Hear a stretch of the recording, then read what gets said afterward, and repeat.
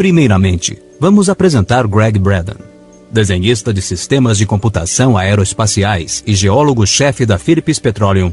É um cientista conhecido atualmente por unir o mundo da ciência e o mundo espiritual. Você sabia que a ciência já comprovou, através da física quântica, que somos energia e que estamos todos conectados através da nossa vibração? Deus é puro amor, é energia. E por ser energia, não morre, não desaparece. É imortal e está em todos os lugares. E como somos a imagem e semelhança de Deus, também somos energia. E hoje podemos provar isso. Somos seres espirituais e não seres feitos de matéria. Durante muito tempo, achava-se que a menor partícula de uma célula, o átomo, era composto de matéria. Depois descobriram que, na verdade, a maior parte de um átomo é vácuo. Então, achava-se que o núcleo, que é muito pequeno, seria material. Essa ideia caiu por terra quando, por intermédio de microscópios eletrônicos muito potentes, verificou-se que o núcleo de um átomo era apenas uma energia condensada, não é matéria. Mas se tudo o que existe no mundo material é feito de um conjunto de células, estas são feitas de átomos. E se um átomo que forma qualquer coisa não é material, então, em nível microscópio, nada é material. Tudo é vibração. Tudo é feito de energia condensada. Vivemos num universo de vibração e nossos corpos são feitos a partir da vibração da energia que emanamos constantemente. O que você pensa a respeito de si mesmo, de sua saúde e de seu corpo? O Código Isaías.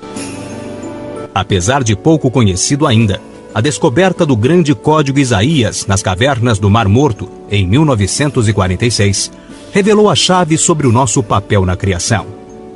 Entre estas chaves, encontram-se as instruções de um modelo perdido de oração que a ciência quântica moderna sugere que tenha o poder de curar nossos corpos, trazer paz duradoura a nosso mundo e talvez prevenir as grandes tragédias que a humanidade poderia e poderá enfrentar. Com as palavras de seu tempo, os essênios nos lembram que toda a oração já foi atendida por Deus. Qualquer resultado que possamos imaginar e cada possibilidade que sejamos capazes de conceber é um aspecto da criação que já foi criado e existe no presente como um estado adormecido de possibilidade. A física quântica já foi apelidada de física das possibilidades, por nos dizer que tudo o que imaginamos encontra-se disponível como uma das possibilidades que vamos assimilar em nossas vidas. Só devemos atrair o que desejamos por intermédio do pensamento. Criar, atrair ou acessar. A partir desta perspectiva, nossa oração, baseada nos sentimentos, deixa de ser algo por obter e se converte em acessar o resultado desejado que já está criado no mundo vibracional, quântico, atômico, das infinitas possibilidades. Ou seja, nada é impossível quando temos um desejo sincero. Este desejo torna-se parte das nossas possibilidades futuras no nível quântico. Só precisamos sintonizá-lo. Então, já sabemos que a ciência atual consegue provar, através da teoria quântica, que pensamento é energia, que toda energia tem uma vibração e que a vibração cria um mundo material. Nossos corpos e todo o restante ao nosso redor foi e continua sendo criado através das nossas mentes coletivas. Também sabemos que a luz é uma fonte de energia. Então, aqui estão conectadas as partículas de luz. Greg Braden diz que somos levados a aceitar a possibilidade de que existe um novo campo de energia e que o DNA está se comunicando com os fótons por meio deste campo. Experimento 1. Neste experimento, foi recolhida uma amostra de leucócitos, glóbulos brancos de vários doadores. Estas amostras foram colocadas em uma sala com um equipamento de medição das alterações elétricas. Neste experimento, o doador era colocado em outra sala e submetido a estímulos emocionais provocados por vídeos que lhes causavam emoções. O DNA era colocado em um lugar diferente do doador, mas no mesmo prédio. O doador e seu DNA eram monitorados e quando o doador mostrava alterações emocionais, medidas em ondas elétricas, o DNA visualizado com microscópios muito potentes, expressava respostas idênticas e simultâneas. Os altos e baixos do DNA coincidiram exatamente com os altos e baixos emocionais do doador.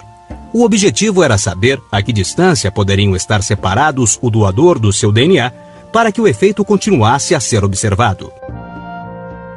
Pararam de fazer provas quando chegaram a uma distância de mais de 80 quilômetros entre o DNA e o seu doador e, independente da distância, não houve alterações nos resultados. Inalterada também a velocidade de transmissão. O DNA e o doador tiveram as mesmas respostas ao mesmo tempo. Mas o que isso significa? Greg Braden diz que isso significa que as células vivas se reconhecem através de uma forma de energia não reconhecida com antecipação. Esta energia não é afetada nem pela distância, nem pelo tempo. Não é uma forma de energia localizada, mas uma energia que existe em todas as partes e o tempo todo. Experimento 2. Outro experimento foi realizado pelo Instituto HeartMath. Neste se observou o DNA da placenta humana, a forma mais antiga conhecida do DNA, que foi colocado em um recipiente, onde podiam ser medidas as suas alterações. Foram distribuídas 28 amostras em tubos de ensaio para o mesmo número de pesquisadores, previamente treinados. Cada pesquisador foi instruído para gerar e emitir sentimentos, e cada um podia ter fortes emoções. O que se descobriu foi que o DNA se alterou de acordo com os sentimentos de cada um. Quando sentiram gratidão, amor e estima, o DNA respondeu relaxando e seus filamentos se estirando. O DNA ficou mais longo. Quando sentiram raiva, medo ou estresse, o DNA respondeu se encolhendo. Tornou-se mais curto e muitos códigos se apagaram. Alguma vez você já se sentiu carregado por emoções negativas? Agora sabemos por que nossos corpos também se afetam. Os códigos do DNA se conectaram de novo quando os investigadores tiveram sentimentos de amor, alegria, gratidão, harmonia e estima, e em muitos casos, houve a cura física de doenças. Estas alterações emocionais provaram que eram capazes de ir além dos efeitos eletromagnéticos. Os indivíduos treinados para sentir amor profundo foram capazes de modificar a forma de seu DNA. Greg Braden disse que isso ilustra uma nova forma de energia que conecta toda a criação. Esta energia parece ser uma rede tecida de forma ajustada e que conecta toda a matéria. Essencialmente, podemos influenciar essa rede de criação por intermédio de nossa vibração. Questão de vibração. Em 1947, o Dr. Hans Jahn desenvolveu uma nova ciência para investigar a relação entre a vibração e a forma. Mediante seus estudos, o Dr. Jahn demonstrou que a vibração produzia até geometria. Ele produziu uma surpreendente variedade de desenhos geométricos, desde alguns muito complexos até outros bastante simples, em diversos materiais, como água, azeite, grafite e enxofre em pó. Cada desenho era simplesmente a forma visível de uma força invisível. A importância destas experiências é que com elas, o Dr. Jahn provou, sem espaços para dúvidas, que a vibração cria uma forma previsível na substância onde é projetada. Pensamentos, sentimentos, emoções são vibrações. Transformam a matéria em que são projetadas. Por esta razão, devemos tomar cuidado com nossos pensamentos e sentimentos. Muitas pessoas se exercitam, vão à academia, bebem muita água, comem alimentos saudáveis, mas vivem com raiva ou pessimismo. Assistem a noticiários negativos, adoram filmes de violência, falam muito sobre doenças, crises financeiras, conflitos e guerras. Geralmente, não entendem por que ficam doentes e deprimidas. O alimento que ingerimos é importante, mas as emoções são o alimento da alma. E este alimento, as emoções, influenciam a nossa saúde e o nosso destino completamente. Que tal ser amigo de sua alma? Veja coisas engraçadas, divertidas, alegres, bonitas, românticas, interessantes, instrutivas, espiritualistas, otimistas. Deixe tudo o que é negativo fora do seu círculo energético. Seja mais feliz. Ame-se e cuide do alimento de sua alma. Com uma análise profunda sobre o efeito Isaías, nos apresentado em um dos seus livros por Greg Braden, concluímos que a chave para se obter um resultado, entre os muito prováveis e possíveis que nos cercam, reside em nossas habilidades para escolher nossas emoções e sentir que nossa escolha já está acontecendo. Vendo a oração por esse prisma, como sentimentos, somos levados a encontrar a qualidade do pensamento e da emoção que produz este sentimento. Viver como se o fruto de nossa prece já estivesse a caminho.